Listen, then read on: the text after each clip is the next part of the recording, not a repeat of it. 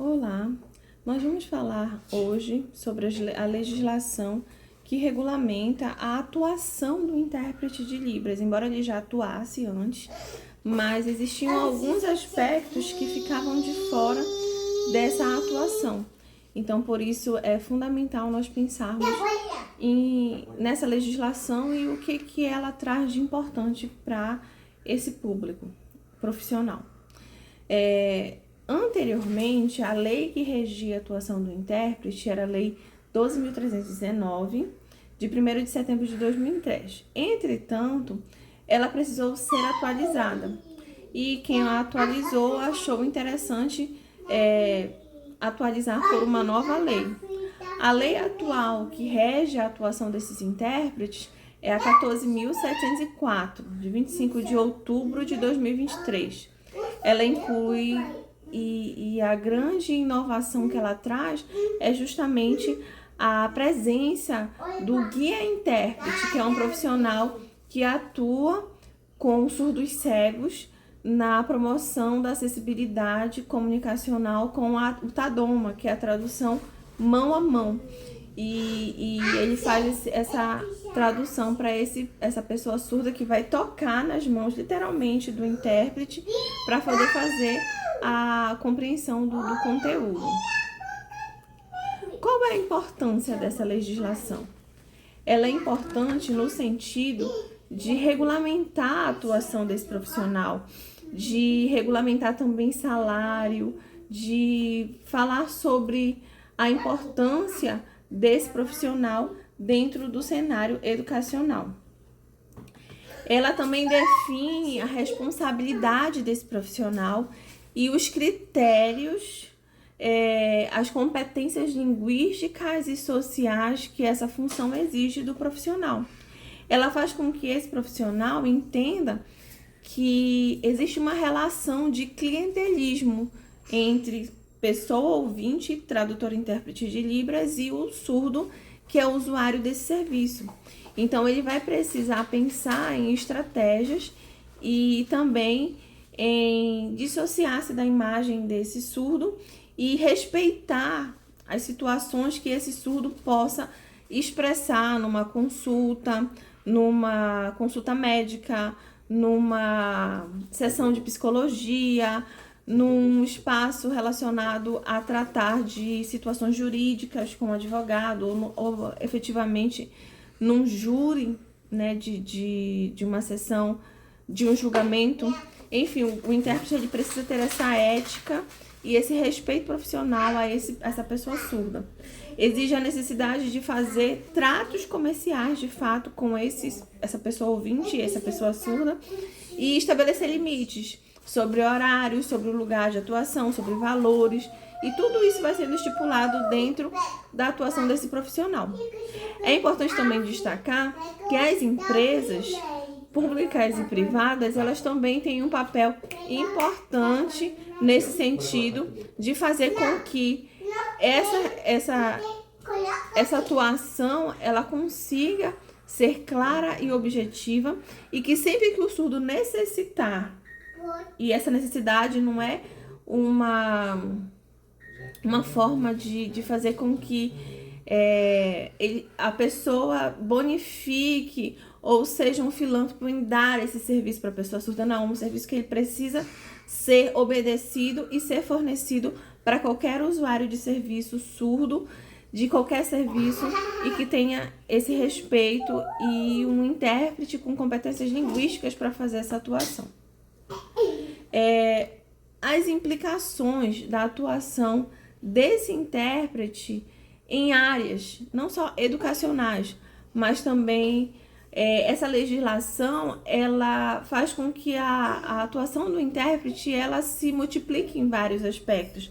Hoje a gente consegue ver surdos não só na educação, mas na saúde, na justiça, no trabalho, na comunicação e em outros serviços, né, que o surdo vai acessando automaticamente. As detentoras desse serviço, seja pública ou privada, precisam buscar esse intérprete para fazer essa mediação do conhecimento e tornar acessível o conteúdo de qualquer espécie, seja uma propaganda ou seja uma aula ou um card ou uma divulgação de um serviço. Os avanços legais que essa legislação, né, a 14.704, ela prevê a atuação desse intérprete. Promover cursos de formação. Então, antes eram muito escassos esses cursos para formar tradutores e intérpretes de língua de sinais, e hoje a gente consegue fazer esses cursos em todos os níveis. No nível básico, no nível de extensão, no nível de especialização e de graduação e de pós-graduação. Então, em todos os níveis de formação, existem cursos voltados para a área de tradução e interpretação. E faz com que esses profissionais se tornem mais fluentes para estarem em várias áreas de serviço e promovendo acessibilidade para a pessoa surda. E isso faz com que nós quebremos as barreiras monolíngues e esses intérpretes conseguem atuar em vários espaços, né?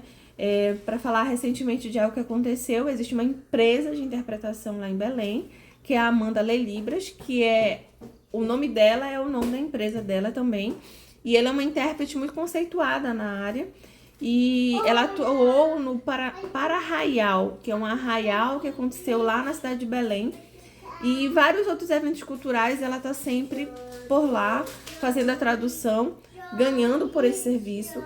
Eu espero e acredito que ganhando muito bem por esse serviço, até porque ela tem uma empresa, né, com essa logo, com esse serviço de acessibilidade. E ela viralizou, porque ela cantou vários bregas, né, e usou várias expressões que os cantores utilizam, fazendo a tradução para a língua de sinais. E chamou atenção a atuação dela, porque realmente ela é uma intérprete muito boa, muito fluente em qualquer área que ela atuar, e especialmente na área cultural, que ela é uma grandiosíssima profissional nessa área.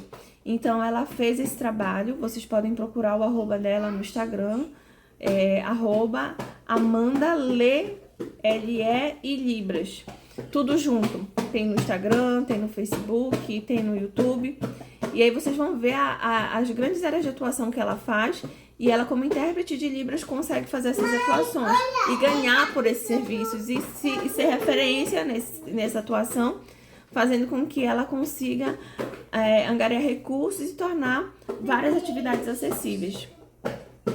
E isso é importante porque existe ainda hoje uma dificuldade de encontrar materiais acessíveis, obras cinematográficas ou culturais acessíveis. E quando eu tenho a presença desse intérprete, eu faço com que esses recursos comecem a fluir, comecem a existir. E também outra questão que é importante dentro dessa legislação, a 14.704, é justamente o regime de atuação, que antes era muito comum o intérprete atuar sozinho.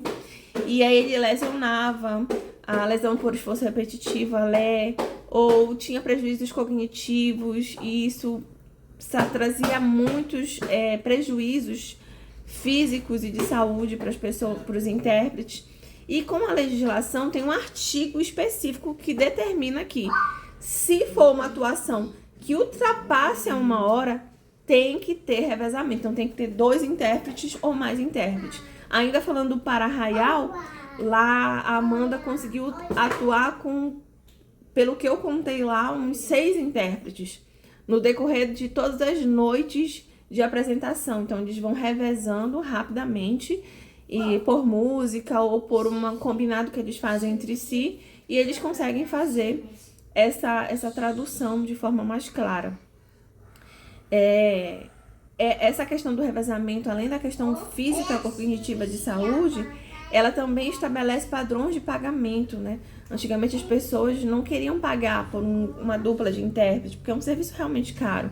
E hoje as instituições que buscam esse serviço já começam a aprender que você vai precisar pagar 2 intérpretes e que as horas são indivisíveis. Então, se eu estou trabalhando com outro intérprete e a gente está fazendo esse revezamento de 15 minutos, de 20 minutos, de 30 minutos, quando o relógio girar 1 hora, a gente ganha o valor que foi estipulado por hora. Então, se for R$160, girou uma vez, 160. Girou 2 vezes, mais 160, e assim vai até a quantidade de horas que vai ser de atuação dentro desse serviço de interpretação.